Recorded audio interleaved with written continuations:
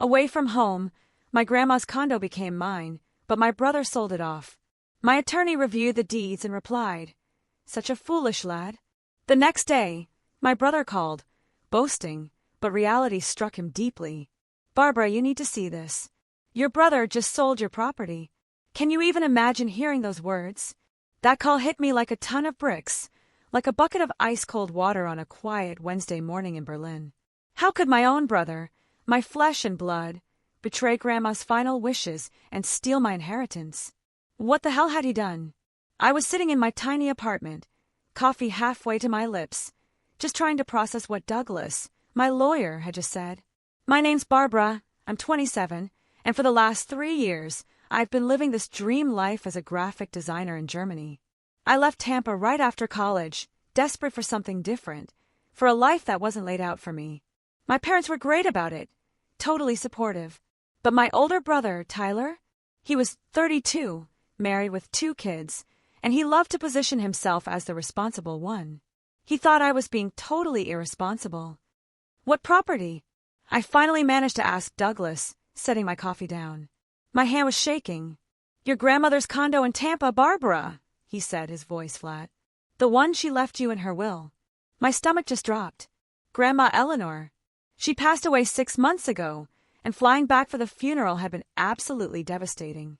She was the one person in my family who truly got me, who understood my need to explore, who always encouraged me to take risks. But I had no idea she'd left me anything. "I didn't know about any condo," I said slowly, the words barely a whisper. "Nobody told me." There was this heavy pause on the other end. "Barbara, you were named as the sole beneficiary of that property in her will. It's a 2-bedroom condo in downtown Tampa, worth about $350,000. Your brother sold it last week for $320,000. My mind was racing. $350,000. That was life-changing money. That was enough to pay off my student loans, maybe even buy my own small place someday. And Tyler, he just sold it? How was that even possible? I demanded, my voice rising. If it was left to me, how could he sell it?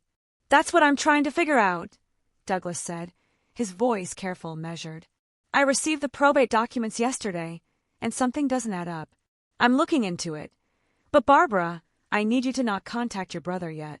Let me investigate first." I agreed, but every fiber of my being screamed to call Tyler immediately and demand answers.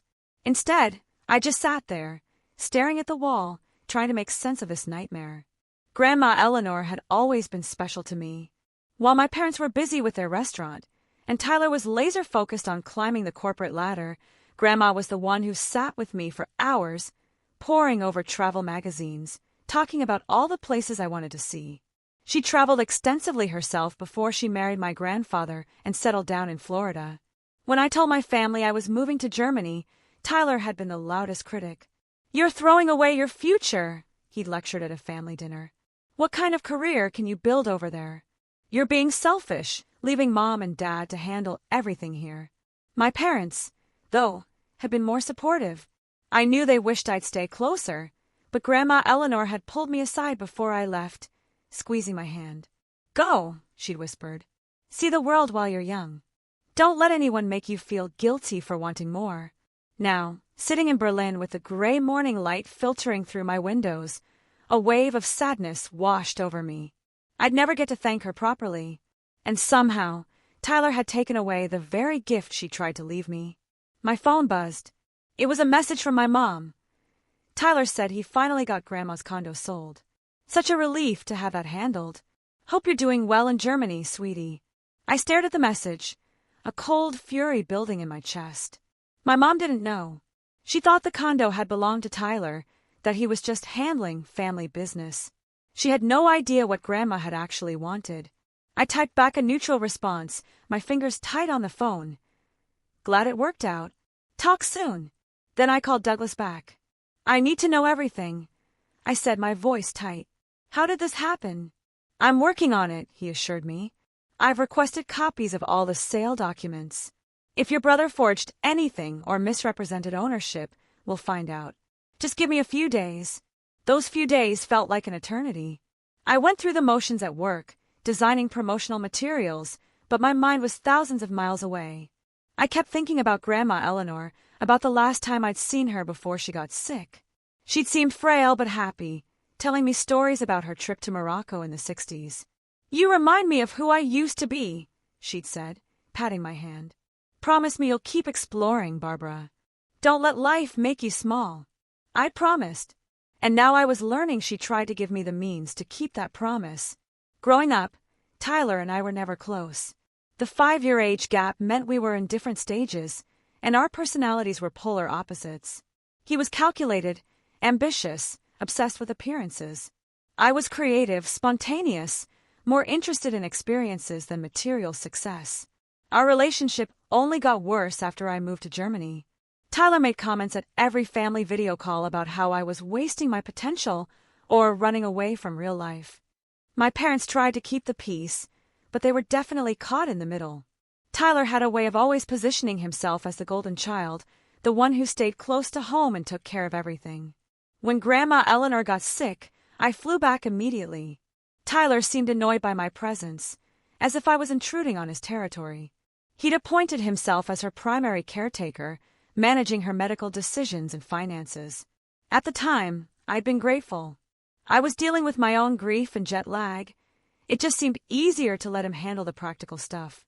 Now, I wondered what else he'd been handling behind the scenes. I spent those waiting days remembering Grandma Eleanor more clearly. She'd been a widow for 15 years, living alone in that condo she bought after Grandpa died. It was her pride and joy, a place she'd picked for herself after decades of living in a house my grandfather had chosen. She used to joke it was her independence headquarters. It had a balcony overlooking the Tampa waterfront, filled with plants and comfy chairs. I'd visited her there during college breaks, and we'd spend hours on that balcony, drinking tea and talking about everything. She was the only person in my family who never made me feel strange for wanting something different. Douglas called me on Friday evening, his voice tight with what sounded like barely controlled anger. "Barbara, I've reviewed all the documents. Your brother committed fraud." I sat down heavily on my couch. "Tell me everything." "Your grandmother's will was very clear. The condo was left to you, with a letter explaining that she wanted you to have financial security as you built your life abroad. Your brother had access to the will as the executor of the estate, but he had no legal claim to the property itself. So how did he sell it?" "He forged documents," Douglas said bluntly. "He created paperwork that made it appear the condo had been left to him instead. He presented these documents to the real estate agent and the buyers. The sale went through because nobody had reason to question the legitimacy of his claim." My hands were shaking. "That's illegal. Very illegal. It's fraud, forgery, and theft. The good news is that the sale can be reversed. The bad news is that this is going to get messy. Your brother has already spent some of the money." "How do you know?" "Because I did some digging. He put a down payment on a new house last week. A rather expensive one, in a gated community. I'm guessing he was planning to use the condo money to upgrade his lifestyle." I felt sick. While I'd been working my regular job in Berlin, carefully budgeting every euro, Tyler had been stealing my inheritance to buy a bigger house for his family. "What do I do?" I asked. "First, I'm filing a legal complaint with the court in Tampa. This will freeze any remaining funds from the sale and begin the process of unwinding the transaction. Second, I need you to gather any documentation you have of your relationship with your grandmother, any emails or letters that might show her intentions. Third, and this is important, you need to be prepared for this to damage your family relationships. Your brother is going to fight this." "Let him fight," I said, surprised by the steel in my own voice. "He stole from me. He committed fraud. I know, and we're going to prove it. But Barbara, your parents are going to be caught in the middle of this. You need to be ready for that." I thought about my mom's cheerful text, about how relieved she was that Tyler had handled the condo situation. She had no idea what he'd actually done. When the truth came out, it was going to devastate her. But I couldn't let Tyler get away with this. Not just because of the money, though that was significant, but because Grandma Eleanor had wanted me to have that condo. She'd made her wishes clear in her will, and Tyler had decided his wants were more important than her final gift to me. That weekend, I went through my emails and found dozens of messages from Grandma Eleanor. She'd learned to use email in her 70s, and we'd corresponded regularly. I read through them now, tears in my eyes. In one email from 2 years ago, she'd written, "I'm so proud of you for following your dreams, Barbara. Your grandfather always said I gave up too much when we got married, that I should have kept traveling. I don't regret my life, but I want you to know that it's okay to want more. Don't let anyone tell you that ambition is unfeminine or that wanting to see the world makes you selfish. You're the bravest person I know."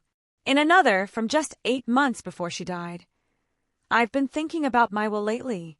I want you to know that I'm making sure you'll have security no matter what. You're building a beautiful life in Germany, and I want to support that. Don't worry about the details now, but know that I'm taking care of you." I forwarded these emails to Douglas, along with photos from our visits and a birthday card where she'd mentioned how proud she was of my independence. On Monday morning, Douglas called with an update. "I filed the legal complaint. The court has frozen the funds from the sale, which means your brother can't access the remaining money. He's been notified of the legal action. Has he tried to contact you?" "Not yet," I said, "but I expect he will. Barbara, this is going to move quickly now. Be prepared for him to reach out directly." I wasn't prepared at all, because what happened next was something I never could have anticipated. Tuesday morning in Berlin, which was Monday night in Tampa, my phone rang at 2 a.m. I'd been in a dead sleep, dreaming about Grandma Eleanor's balcony, and the jarring ringtone jolted me awake.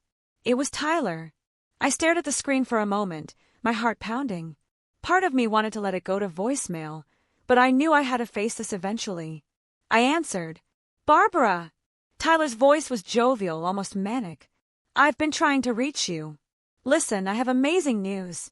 I sat up in bed, turning on the lamp. "What news?" "I sold Grandma's condo. Got a great price for it, too.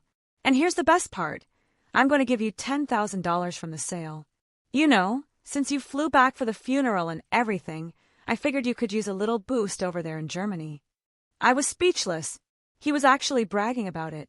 He was calling me in the middle of the night to brag about stealing my inheritance and then offering me a tiny fraction of it, like he was doing me some enormous favor. $10,000? I managed to say. "I know, right? Pretty generous, considering I'm the one who handled all the estate stuff. I mean, you've been off in Europe this whole time, and somebody had to deal with the probate and the realtor and all of that. It's been a huge headache, but family takes care of family, you know." My hands were gripping the phone so tightly, I thought I might crack the screen. "Tyler, when exactly did you sell the condo?" "Closed on it last week." "Why? And you're just telling me now?" He laughed. "Well, yeah. I wanted to make sure everything was finalized before I got everyone excited. You know how real estate deals can fall through at the last minute. But it's all done now. The money's in my account, and I'm ready to write you that check." "Your account?" I repeated slowly. "Well, yeah. I was the executor of the estate. It all had to go through me. But don't worry, I'm sharing the wealth. $10,000, Barbara. That's enough for a nice vacation, or whatever you want to spend it on." I took a deep breath, trying to keep my voice steady. "Tyler, I need to ask you something. Did Grandma leave a will?" There was a pause. "Of course she did. Why? And what did it say about the condo?" Another pause, this one longer. "It left the estate to be divided among the family. Standard stuff. Why are you asking all these questions? You don't trust me or something?" "I'm just curious about the details." "Well, you should have been curious earlier. Like when you decided to move halfway around the world instead of staying here to help with family obligations. I'm the one who's been dealing with all of this. I'm the one who sat with Grandma when she was dying. I'm the one who handled the funeral arrangements and the probate court and selling the condo. You flew in for 3 days and then went right back to your little adventure in Germany." His words stung, even though I knew they were manipulative. Yes, I'd been living abroad, but I talked to Grandma Eleanor every week. I'd been there for her in my own way, and she'd known that. She'd supported my choices. "I'm grateful you handle those things," I said carefully. "But I want to make sure I understand the will correctly. Who did it say the condo should go to?" "Barbara, it's 2 a.m. there, right? You sound tired. Why don't we talk about this later? I'll have Mom send you my bank details so you can receive the transfer." "Okay, Tyler, I've got to go." Kids have early swim practice tomorrow. Talk soon, little sis. He hung up before I could say anything else. I sat in my dark apartment, phone still in my hand, feeling a strange mixture of rage and something almost like pity. Tyler genuinely seemed to think he'd done nothing wrong.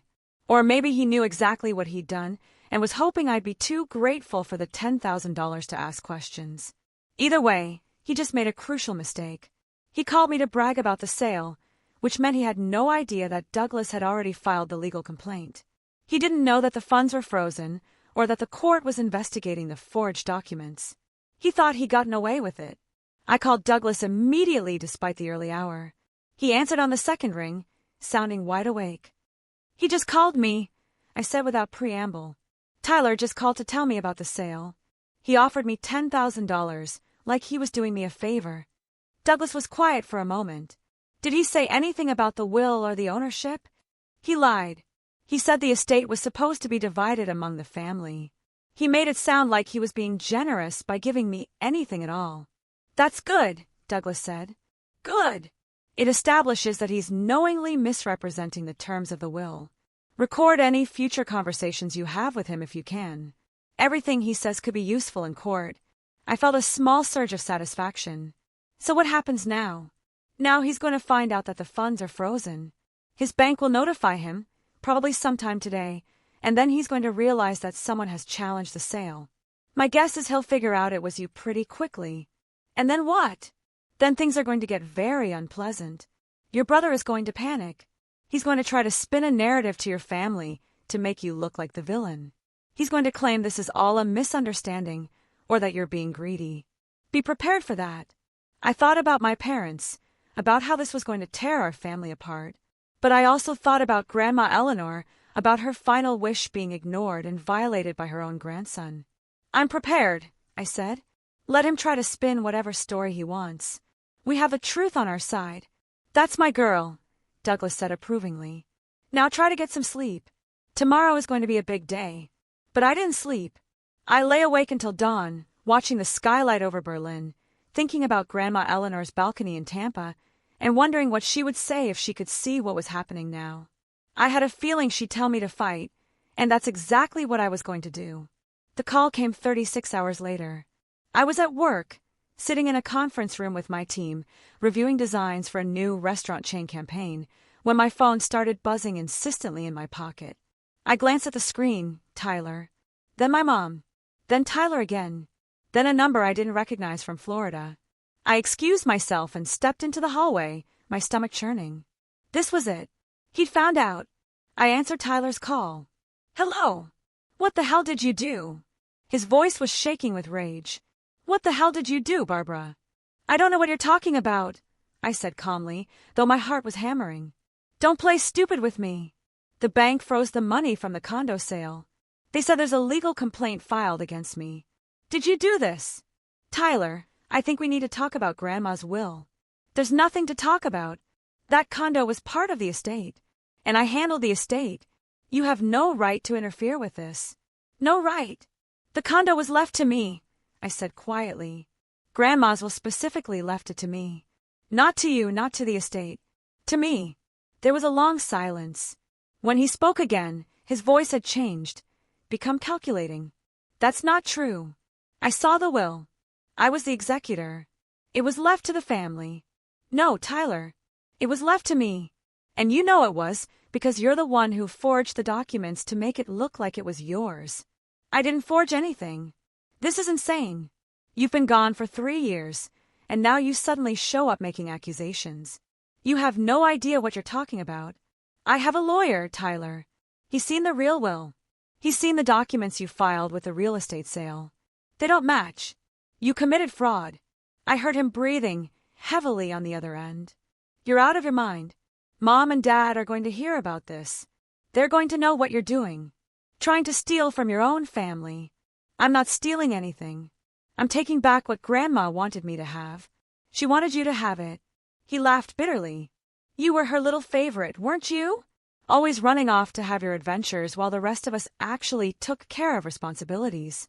You think she really wanted to reward that? His words hit a nerve, but I pushed through. What Grandma wanted is in her will, Tyler. Legal documents don't lie. But apparently you do. You're making a huge mistake, he said, his voice dropping to something darker. You don't know what you're starting here. You think you can just waltz in from Germany and destroy this family? Mom and Dad are going to be devastated.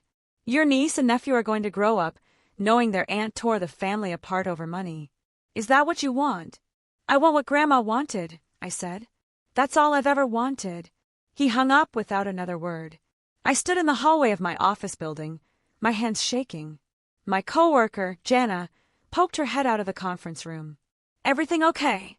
Family stuff, I managed to say. I'll be right back.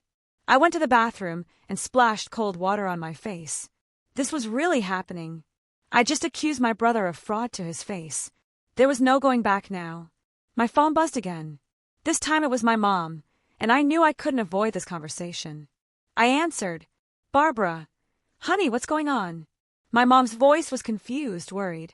Tyler just called me very upset. He said you're suing him. I'm not suing him, Mom. I'm filing a complaint about the sale of Grandma's condo. But why? Tyler handled all of that. He did such a good job with everything, all the estate matters. I don't understand why you're making problems now. I closed my eyes. Mom, did Tyler show you Grandma's will? Well, no, not directly. He explained it to us. He said everything was left to the family, and he was managing it as executor. That's normal, isn't it? Did you know that Grandma left her condo specifically to me? There was a pause. What do you mean, specifically to you? Her will stated that the condo was to go to me, just me, not to Tyler, not to be split up among the family. She left it to me, and she wrote a letter explaining why. That can't be right, my mom said slowly. Tyler told us he was selling the condo to settle the estate. He said you get a share of everything. He offered me $10,000, Mom. The condo sold for $320,000. Another long pause. There must be some confusion. Let me talk to Tyler about this. I'm sure there's an explanation. Mom, I have a lawyer who's reviewed all the documents. Tyler forged paperwork to make it look like the condo was his to sell. That's fraud. Barbara, that's a very serious accusation. Tyler would never do something like that. He's your brother. He's been nothing but responsible and helpful through this whole awful time with Grandma's death. I think maybe you're misunderstanding the legal process. Estate law is very complicated. I felt something crack inside me. Even now, even with evidence, my mother was taking Tyler's side. Mom, I'm not misunderstanding anything. Grandma wanted me to have that condo. Tyler knew that, and he decided to take it for himself. I think you need to think very carefully about what you're doing, my mom said, her voice getting firmer. You're accusing your own brother of a crime. Do you realize how that's going to affect this family? Your father is already upset. Tyler's wife is crying. The kids don't understand what's happening. And for what? Money. It's not about money, Mom. It's about respecting Grandma's wishes.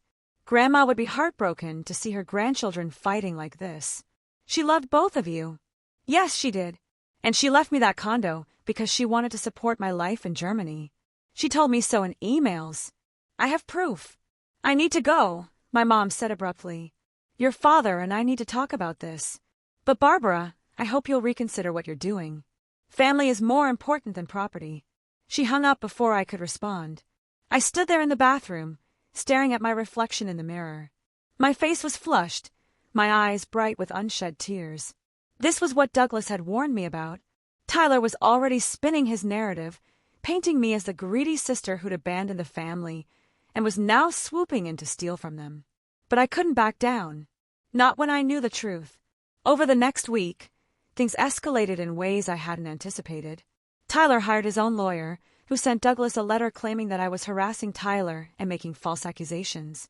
The letter stated that Tyler had acted entirely within his rights as executor and that any confusion about the will was due to my distance from the family and lack of understanding about estate law. Douglas sent me a copy of the letter with a brief note. Standard intimidation tactics. Don't worry, we have the documentation to prove everything. But it was hard not to worry. My phone was constantly buzzing with messages from family members. My Aunt Patricia called to say she was disappointed in me for attacking Tyler during such a difficult time. My cousin Jennifer sent a long text about how Tyler had always been there for the family, and how I should be ashamed of myself. Even my dad, who usually stayed out of family drama, left me a voicemail asking me to reconsider this legal action for the sake of family harmony. The only person who didn't contact me was Tyler himself. That silence felt ominous. At work, I was distracted and exhausted. The time difference meant I was getting calls from Florida late at night, and I wasn't sleeping well. My boss, Stefan, pulled me aside one afternoon and asked if everything was all right. "Family issues," I said vaguely. "Nothing I can't handle. If you need time off, you can take it," he offered. "You've been with us for 3 years and never taken a real vacation." I thanked him but declined. Work was the only thing keeping me sane, the only place where I could focus on something other than the chaos in Tampa. Douglas called me on Thursday evening with an update. The court has scheduled a hearing for 2 weeks from now. Both parties will present their evidence, and the judge will make a preliminary ruling on whether the sale should be reversed. Do I need to be there? It would help. Yes. Can you fly back to Tampa?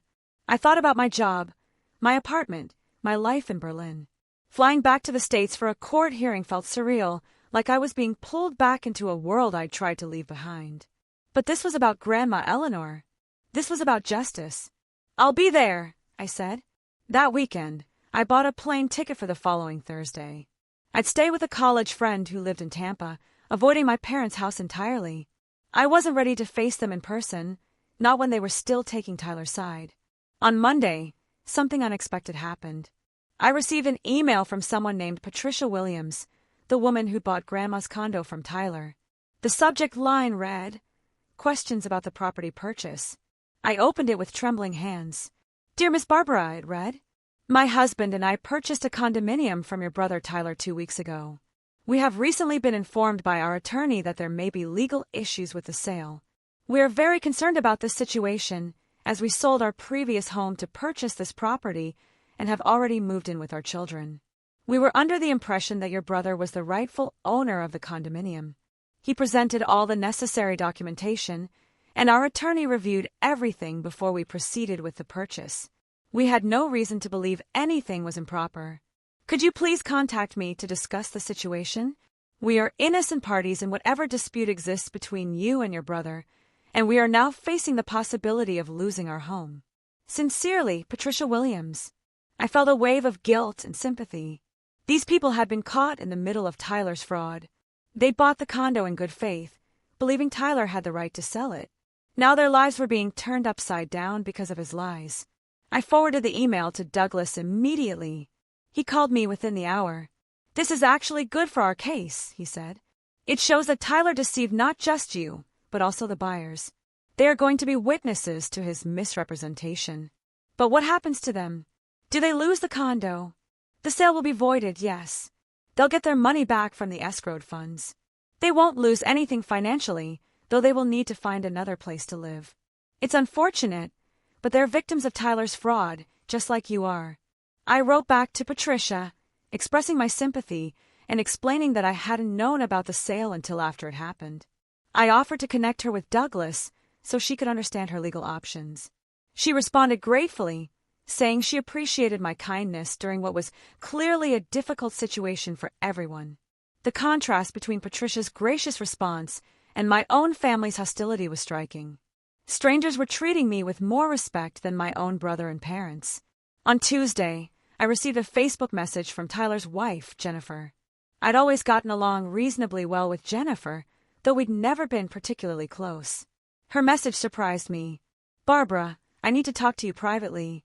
Can we video chat sometime when Tyler isn't around?"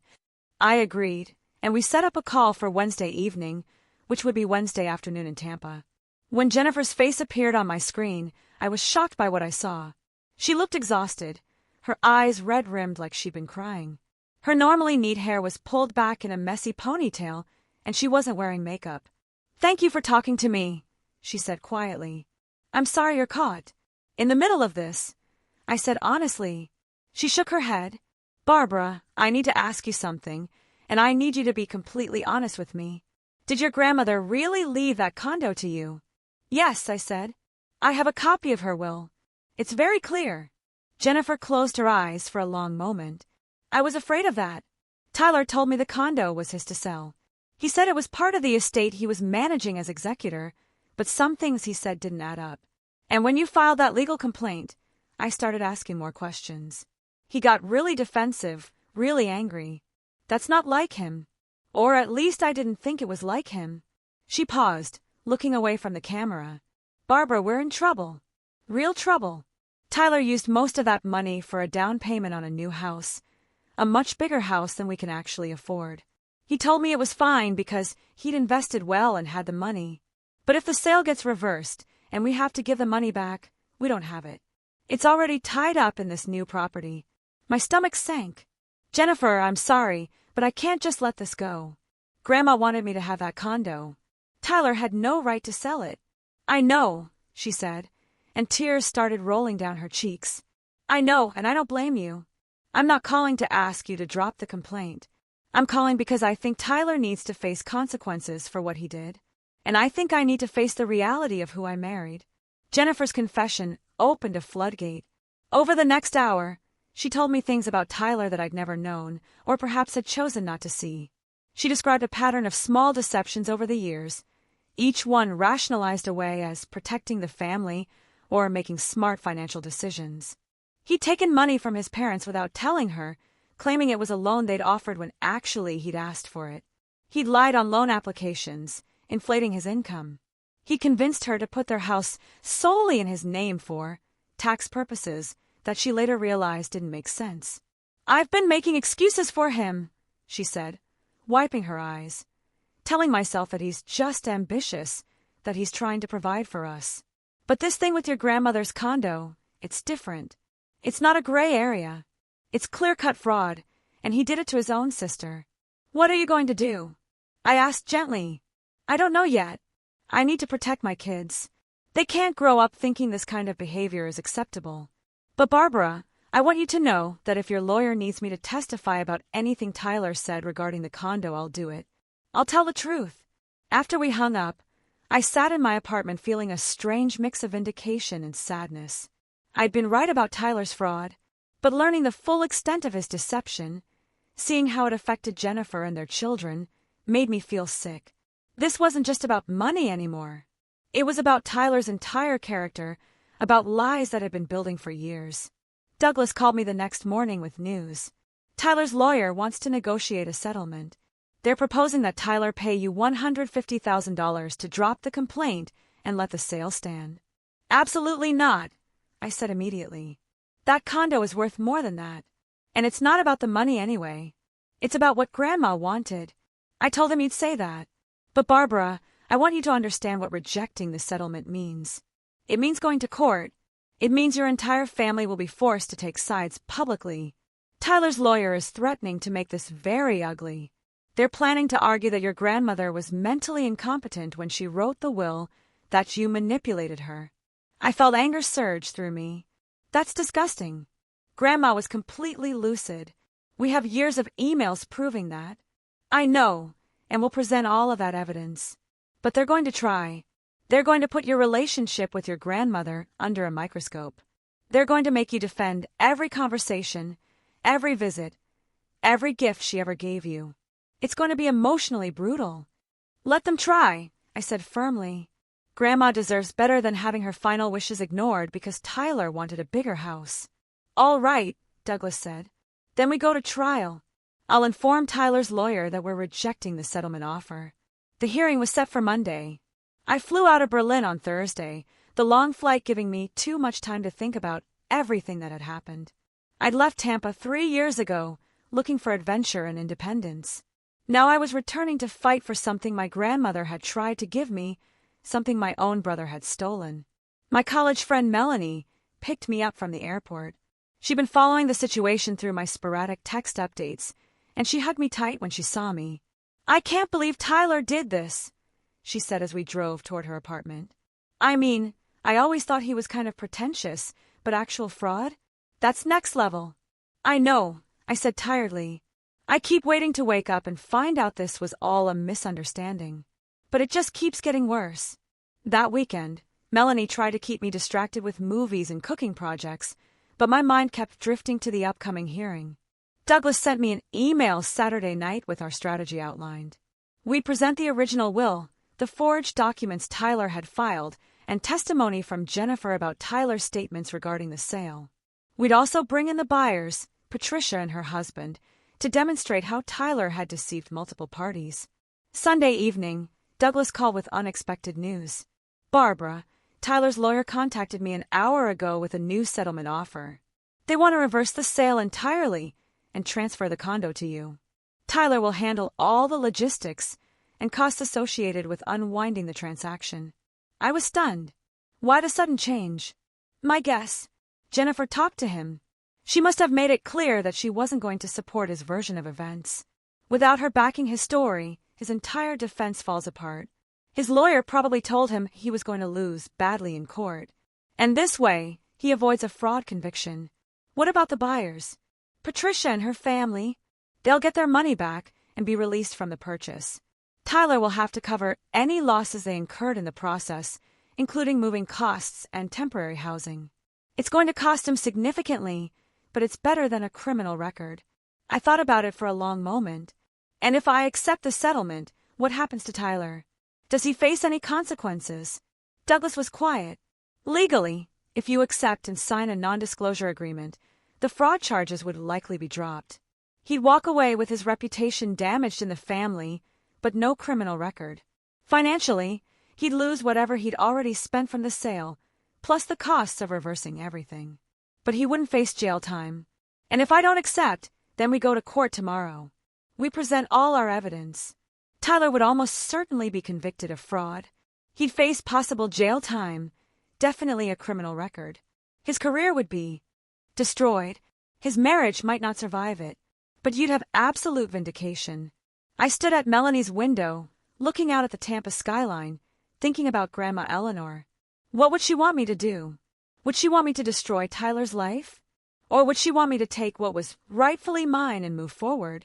I thought about Jennifer and their kids, about Patricia and her family, about my parents who were caught in the middle of this mess. But I also thought about Tyler calling me at 2 a.m. to brag about selling the condo, offering me $10,000 like it was a generous gift. I thought about him forging documents and lying to everyone, about him spinning a narrative where I was the villain for daring to want what Grandma had left me. I want to think about it overnight, I told Douglas. Can I give you an answer in the morning? The hearing is at 10 a.m. I need to know by 9 at the latest. You'll have my answer by 8. I promised. That night, I barely slept. I kept replaying every interaction with Tyler over the past few weeks, every conversation with my family, every email from Grandma Eleanor. I thought about justice and mercy, about revenge and healing, about what it meant to be a family. By 7 a.m., I knew what I had to do. I called Douglas. I'm accepting the settlement, I said, but I have conditions. What conditions? Douglas asked, and I could hear him already taking notes. First, Tyler has to personally apologize to me in writing, acknowledging that he knew the condo was left to me and that he intentionally deceived everyone about it. No vague language about misunderstandings. A clear admission of what he did. Go on. Second, he has to apologize to Patricia and her family and cover all their costs, not just what's legally required. Moving expenses, storage fees, any deposits they lose on new housing, everything. They were innocent victims of his fraud, and he needs to make them whole. That's reasonable. What else? Third, I want him to write a letter to Mom and Dad explaining exactly what he did. Not the sanitized version where he's the victim, but the truth. The whole truth. Douglas was quiet for a moment. That last one might be hard to enforce. How do we ensure he actually sends it? You'll draft it based on the facts of the case, and he has to sign it and send it to them with you copied. If he doesn't, the settlement is void, and we proceed with the criminal charges. I like it, Douglas said. Anything else? I hesitated, then added, and I wanted in writing that he can never contest Grandma's will or any other inheritance matters involving her estate. This ends here, completely done. I'll draft the settlement agreement this morning and send it to Tyler's lawyer. Given that the hearing is in 3 hours, they'll have to agree quickly or face court. 2 hours later, Douglas called back. They've agreed to everything. Tyler is signing the paperwork now. Barbara, he won. But I didn't feel like I'd won. I felt exhausted and sad. Yes, I was getting the condo back. Yes, Tyler was being forced to admit what he'd done, but my family was fractured, maybe permanently. The brother I'd grown up with, despite our differences, had turned out to be someone I barely recognized. When do I get the condo? I asked. The paperwork will take about 2 weeks to process. Patricia and her family have 30 days to move out, which Tyler is paying for. After that, the property will be transferred to your name. You can do whatever you want with it. Keep it, sell it, rent it out. It's yours. I met with Douglas in person that afternoon at a cafe near Melanie's apartment. He handed me a folder with all the settlement documents, including Tyler's written apology. I opened it with shaking hands. Dear Barbara, it read, I acknowledge that our grandmother Eleanor's will specifically left her condominium to you as sole beneficiary. I was aware of this provision when I acted as executor of her estate. Despite knowing her wishes, I falsified documents to make it appear that the property had been left to me, and I proceeded to sell it without your knowledge or consent. I deceived you, our parents, the buyers, and all parties involved in the transaction. My actions constituted fraud and violated the trust placed in me as executor. I apologize for the pain and confusion I have caused. I am taking full responsibility for unwinding this transaction and ensuring that Grandma's wishes are honored as they should have been from the beginning. Tyler. It was clinical, legal, and yet reading those words, seeing my brother admit to fraud on paper, made everything real in a way it hadn't been before. This wasn't a misunderstanding or a family squabble. Tyler had committed a crime against me, and now he had to face it. He also sent the letter to your parents this morning, Douglas said quietly. I have the confirmation. I nodded, unable to speak. I thought about my mom receiving that letter, reading Tyler's admission of what he'd done. Part of me felt vindicated, but part of me just felt sad for what our family had become. What happens now? I asked. Now you wait for the property transfer to be completed. Patricia and her family are already making arrangements to move. Tyler's handling all of that directly. You don't have to do anything except decide what you want to do with the condo once it's yours. I spent the next week in Tampa, avoiding my parents' calls. I wasn't ready to talk to them yet. I met with Patricia and her husband to apologize for the disruption to their lives, and they were remarkably gracious about the whole situation. We're just glad the truth came out, Patricia said. We could have been stuck in a legal nightmare for years. Your brother did wrong, but at least he's making it right now. I visited Grandma Eleanor's condo one afternoon, standing outside and looking up at the balcony where we'd spent so many hours talking. Patricia had invited me to come inside, and I walked through the rooms, seeing how she decorated the space. It was different from how Grandma had kept it, but I could still feel her presence there. This was a good home, Patricia said softly. We were happy here, even if it was brief. I hope whoever gets it next will love it as much as we did. I thanked her and left, already knowing what I was going to do with the property. On my last day in Tampa before flying back to Berlin, Jennifer asked to meet me for coffee. We chose a neutral location, a busy Starbucks where neither of us was likely to run into family members. She looked better than she had during our video call, more composed, though I could still see the stress in the lines around her eyes. I wanted to thank you, she said once we'd ordered and sat down, for not pushing for criminal charges. I didn't do it for Tyler, I said. Honestly, I did it for you and your kids. And for Grandma, because I think she would have wanted peace more than revenge. Jennifer nodded slowly. Tyler and I are separating. I'm taking the kids and moving in with my parents for a while. I need space to figure out if this marriage is salvageable. And honestly, I'm not sure it is. Finding out about the condo was just the final straw in a pattern I'd been ignoring for too long. I'm sorry, I said and meant it. Don't be. This is Tyler's doing, not yours. You just wanted what was rightfully yours. The fact that Tyler turned it into this massive deception, that's on him. She paused, stirring her coffee absently. He's a mess right now. He had to sell the new house at a loss because we can't afford the mortgage without the condo money. He's humiliated at work because word got around about the fraud allegations. And our parents, well, they're not speaking to him much these days. I winced. How are they doing? Your mom called me crying yesterday. She said she never imagined Tyler would do something like this. That she doesn't know how to face you after taking his side, so completely. Your dad is angry, mostly at Tyler, but also at himself for not questioning things more. They haven't called me, I said quietly. They don't know what to say. They're ashamed. They defended Tyler when you were telling the truth. And now they have to live with that. We sat in silence for a moment, sipping our drinks. Finally, Jennifer spoke again. What are you going to do with the condo? I'm selling it, I said. I can't keep it. Not with all these memories attached to it now. But I'm going to use the money the way Grandma wanted, to build my life in Germany. I'm thinking about starting my own design studio, maybe taking on international clients. The money will give me security to take that risk. Jennifer smiled faintly. She'd like that. Eleanor always said you were the brave one, the one who dared to want more than what was expected. Tyler used to mock me for that. I know, Jennifer said. He was jealous. I think you had the courage to leave and build something new while he was stuck in the same patterns, always trying to prove himself through money and status. In some ways, you were everything he wished he could be. I'd never thought about it that way. But maybe Jennifer was right. Maybe Tyler's fraud wasn't just about greed. It was about resentment. Resentment that I'd escaped the family dynamics that had shaped him.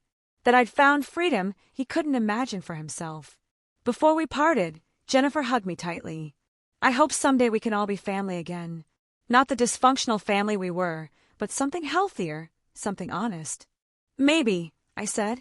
But it's going to take time. A lot of time. I flew back to Berlin the next day, emotionally drained, but also strangely at peace. The condo transfer would be finalized in another week, and then I could move forward with selling it. Douglas had already connected me with a reputable real estate agent in Tampa who specialized in downtown properties. Back at work, I threw myself into projects with renewed energy. Stefan noticed a change in me. Whatever you were dealing with, it looks like you've resolved it, he said approvingly. Getting there, I told him. And actually, I wanted to talk to you about something. I'm thinking about going freelance, starting my own studio. I'd still want to work with this agency on contract, but I need to explore some other opportunities, too. Stefan didn't seem surprised. I was wondering when you'd make this move. You've been ready for a while. Let's talk about how we can make this work for both of us. Over the next month, as the condo sale processed, I laid the groundwork for my new business. I reached out to former colleagues, built a portfolio website, and started networking with other designers in Berlin's creative community. The freedom was exhilarating and terrifying in equal measure, but I kept thinking about what Grandma Eleanor had said, "Don't let life make you small." The condo sold quickly once it was officially mine. The new buyers were a young couple, expecting their first child, and something about that felt right. New life, new beginnings, a fresh start in the space that had meant so much to Grandma Eleanor. When the money hit my account, I sat staring at the number for a long time. $350,000. It was exactly what Grandma had wanted me to have, exactly what she'd planned for. Tyler had tried to steal it, but in the end, justice had prevailed. I transferred a portion to pay off my student loans completely.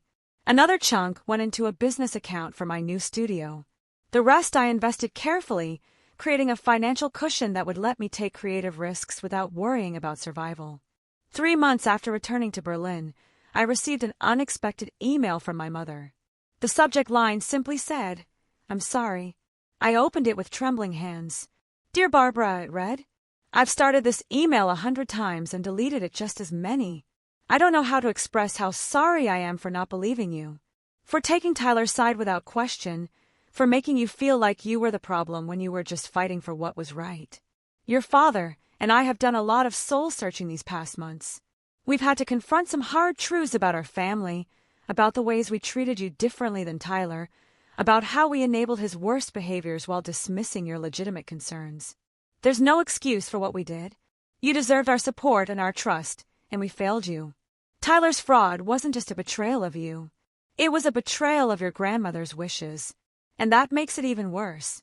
She wanted to take care of you, to give you security as you built your life abroad. And Tyler tried to take that away. We should have questioned him. We should have asked to see the will ourselves. We should have listened when you told us something was wrong. I understand if you can't forgive us right now. I understand if you need more time, or if you decide you don't want us in your life anymore. We'll have to live with the consequences of our choices. But I want you to know that we love you. We're proud of you. We're in awe of the life you've built for yourself in Germany, the courage it took to move across the world and create something meaningful. Your grandmother saw that in you. And I wish we'd seen it more clearly, too.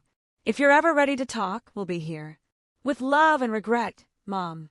I read the email 3 times, tears streaming down my face. It wasn't everything I wanted to hear, but it was a start. It was acknowledgement, genuine remorse, and the first step toward maybe someday rebuilding something with my parents. I didn't respond immediately. I needed time to process, to figure out what kind of relationship I wanted with them going forward. But I saved the email, and I didn't delete their contact information. The door wasn't closed forever.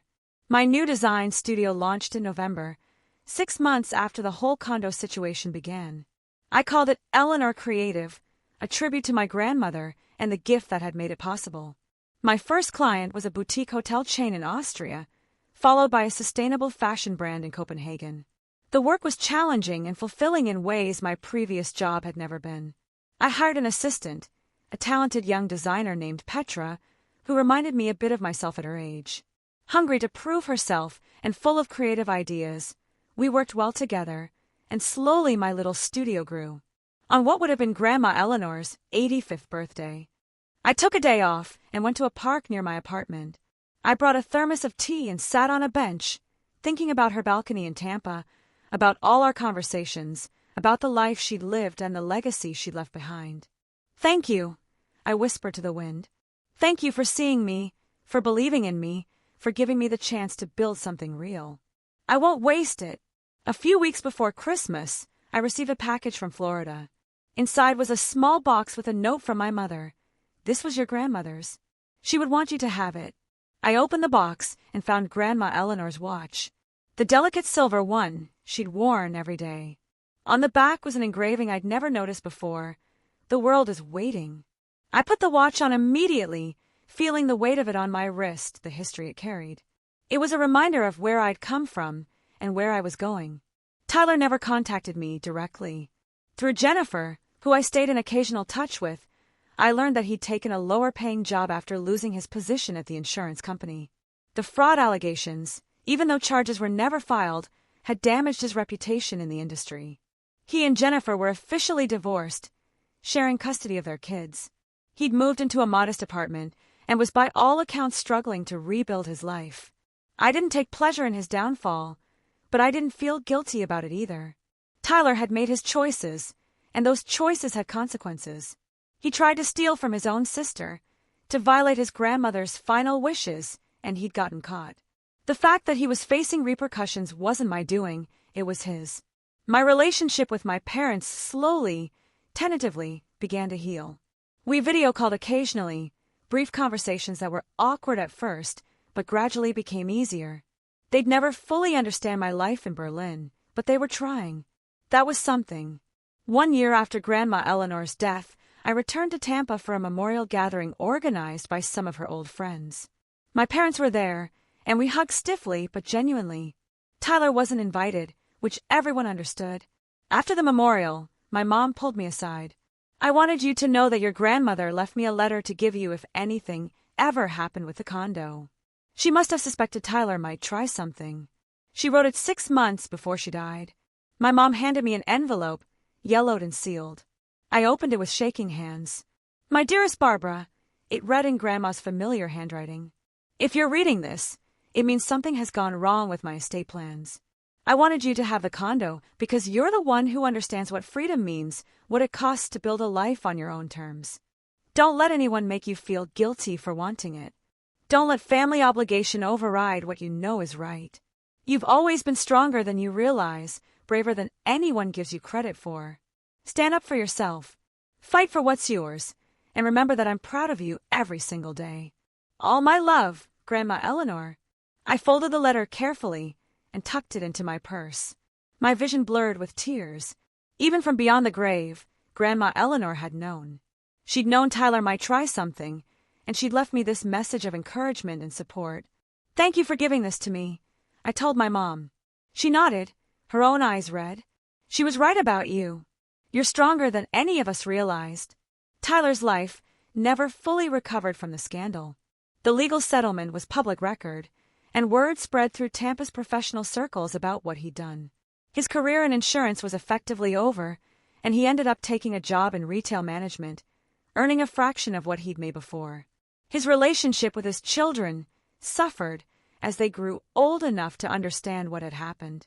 His daughter especially asked pointed questions about integrity and honesty that he struggled to answer. He'd lost his marriage, his career trajectory, and most of his family's respect.